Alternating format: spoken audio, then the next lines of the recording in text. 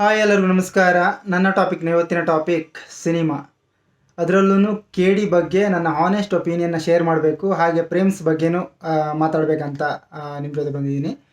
So movie ಬಂದು 30th release ಆಗಿತ್ತು, ನಿಮ್ಗೆಲ್ರಿಗೂ ಗೊತ್ತಿದೆ. ಏಪ್ರಿಲ್ 30th ರಿಲೀಸ್ ಆಗಿತ್ತು. ಫಸ್ಟ್ ಬಂದು ನಮಗೆ ಲೀವ್ ಇತ್ತು, ಆಯಿತಾ. ಲೇಬರ್ಸ್ ಡೇ ಇರೋದ್ರಿಂದ ಲೀವ್ ಇತ್ತು.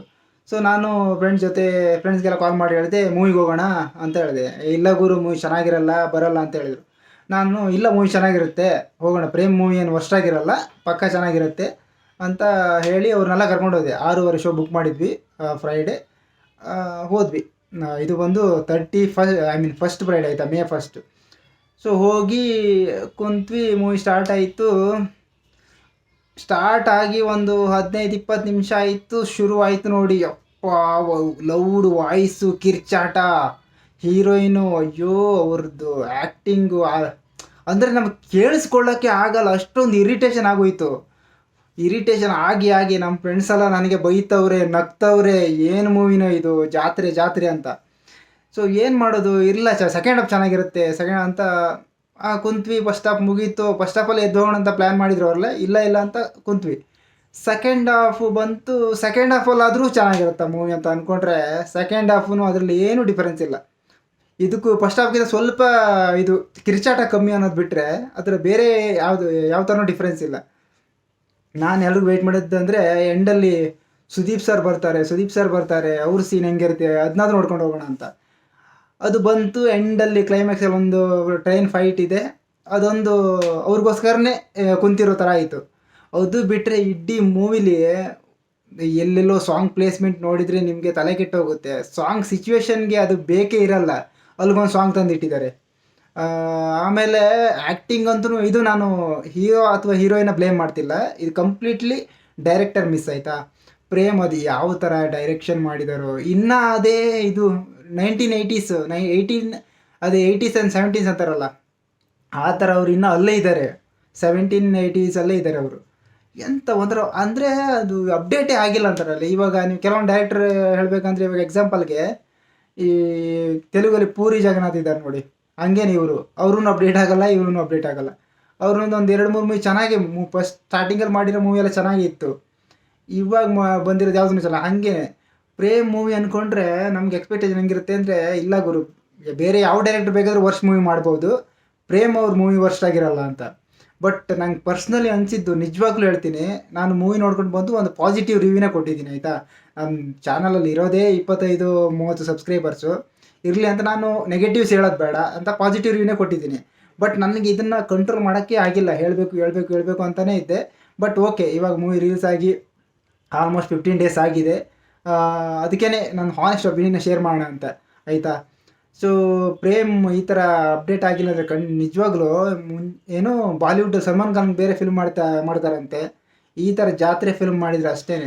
ಸಿನಿಮಾ ರಿಲೀಸ್ ಆದಾಗ ಆ್ಯಕ್ಚುಲಿ ನಾನು ಹಿಂದಿಯಲ್ಲೆಲ್ಲ ರಿವ್ಯೂ ನೋಡ್ತಾ ಇದ್ದೆ, ಆಯಿತಾ. ಕನ್ನಡ ಸಿನಿಮಾನ ಹಿಂದಿಯಲ್ಲಿ ನೋಡಿರೋರು ಊರೆಲ್ಲ ಹೆಂಗೆ ರಿವ್ಯೂ ಮಾಡಿದ್ರಂತೆ, ವರ್ಸ್ಟ್ ಮೂವಿ ಇದು, ಏನಿದು ಬರೀ ಕಿರ್ಚಾಟ, ಏನೂ ಇಲ್ಲ ಅಂತೆಲ್ಲ ರಿವ್ಯೂಸ್ ಇತ್ತು.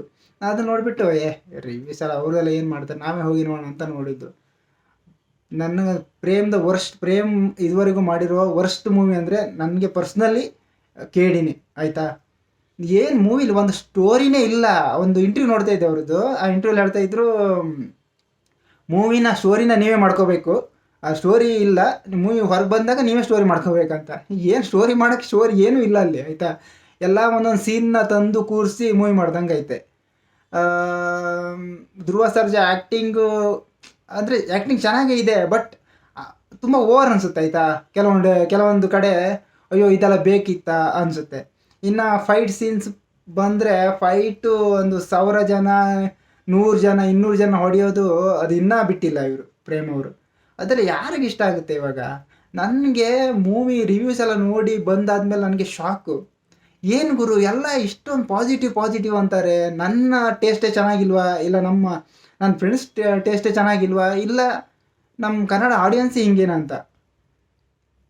ಯಾರು ನೋಡಿದರೆ ಮೂವಿ ಚೆನ್ನಾಗಿದೆ ಗುರು ಅಂತಾರೆ. ಆಮೇಲೆ ನಾನು ಆಫೀಸ್ಗೆ ಹೋದಾಗೆಲ್ಲ ಸ್ವಲ್ಪ ಫ್ರೆಂಡ್ಸ್ ಎಲ್ಲ ನೋಡೋರೆ, ಅವ್ರನ್ನೆಲ್ಲ ಕೇಳಿದೆ, ಅಯ್ಯೋ ಇರಿಟೇಷನ್ ಗುರು, ಫಸ್ಟ್ ಹಾಫೆಲ್ಲ ಕಿವಿಯೆಲ್ಲ ಬ್ಲಾಸ್ಟ್ ಆಗೋ ಥರ ಇತ್ತು ಅಂತ ನನಗಾಗಂತು. ಆಮೇಲೆ ಅವರು ಹೀರೋಯಿನ್ ಬಗ್ಗೆ ಹೇಳಬೇಕು. ಹೀರೋಯಿನು ಅವ್ರಿಗೇನು ಅಂದರೆ ಅವ್ರದ್ದೇನು ಫಾಲ್ಟ್ ಇಲ್ಲ, ಕಂಪ್ಲೀಟ್ಲಿ ಡೈರೆಕ್ಟರ್ ಫಾಲ್ಟ್ ಅಂತ ಹೇಳ್ಬೋದು.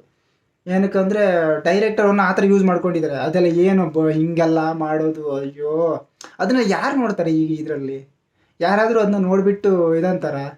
ಈ ಗೊತ್ತಿಲ್ಲ ಅದು ಏನಕ್ಕೆ ಅಷ್ಟೊಂದು ಜನ ಆ ಥರ ಮಾಡ್ಕೊಂಡು ಹೋದ್ರೇನೋ ಗೊತ್ತಿಲ್ಲ. ಬಟ್ ಪರ್ಸ್ನಲ್ ಹೇಳ್ತೀನಿ, one of the worst movie in Prem's career, director Prem's career ಅಂತ. ನನಗಂತೂ ಒಂಚೂರು ಇಷ್ಟ ಆಗಿಲ್ಲ. ಧ್ರುವ ಅವ್ರನ್ನ ತುಂಬ ಚೆನ್ನಾಗಿ ತೋರಿಸ್ಬೋದಿತ್ತು ಆಯಿತಾ, ಅದ್ಭುತವಾಗಿ ತೋರಿಸ್ಬೋದು. ಲಾಸ್ಟಲ್ಲಿ ಮತ್ತೆ ಟ್ವಿಸ್ಟ್ ಅಂತೆ, ಆ ಕಿತ್ತೋ ಟ್ವಿಸ್ಟ್ಗೆ ಅದು ಅಯ್ಯೋ ಅದು ಏನಿದೆ ಅದರಲ್ಲಿ ಟ್ವಿಸ್ಟ್ ಸುಮ್ಮನೆ ನಾವೆಲ್ಲ ರಿವ್ಯೂಸ್ ನೋಡಿಬಿಟ್ಟು ನಾನು ಅಂದ್ಕೊಂಡೆ ಹೆವಿ ಟ್ವಿಸ್ಟ್ ಇರುತ್ತೆ, ಏನೋ ಖತರ್ನಾಕ್ ಇರುತ್ತೆ ಅಂದ್ಕೊಂಡಿದ್ದು. ಆಮೇಲೆ ನೋಡಿದರೆ ಈ ಆ ಟ್ವಿಸ್ಟ್ ನೋಡಿಬಿಟ್ಟು ನಮಗೆ ನಗು ಬಂತು. ಎಕ್ಸೈಟ್ಮೆಂಟ್ ಹೋಗಲಿ, ನಗು, ಫುಲ್ ನಗು ಬರ್ತಾ ಅಂತೂ ಅಯ್ಯೋ ಹೋಯ್ತಲ್ಲ, ವೇಸ್ಟ್ ಆಯ್ತಲ್ಲ, ಸುಮ್ಮನೆ 250 ರುಪೀಸ್ ವೇಸ್ಟ್ ಆಯಿತು. ಒಂದು 5 ಜನ 6 ಜನ ಹೋಗಿದ್ವಿ, 250 ವೇಸ್ಟ್ ಆಯಿತು. ಸುಮ್ಮನೆ ಮನೇಲಿದ್ದರೆ ಒಂದೊಂದು ಕ್ವಾರ್ಟರ್ ಹೊಡ್ಕೊಂಡು ಮಲ್ಕೋಬೋದಿತ್ತು ಅಂತ ಫೀಲ್ ಆಯಿತು. ಈ ಥರ ನಿಮಗೇನಾದರೂ ಅನಿಸಿದರೆ ಕಮೆಂಟ್ ಮಾಡಿ. ನನ್ನ ಪರ್ಸ್ನಲ್ ಒಪಿನಿಯನ್, ನನ್ನ ಹಾನೆಸ್ಟ್ ಒಪಿನಿಯನ್ ಶೇರ್ ಮಾಡಿದ್ದೀನಿ. ಹಾಗೆ ಈ ಚಾನಲ್ನ ಸಬ್ಸ್ಕ್ರೈಬ್ ಮಾಡಿ. ಮತ್ತೆ ಇನ್ನೊಂದು ವೀಡಿಯೋ ಜೊತೆ ಮತ್ತೆ ಸಿಗೋಣ.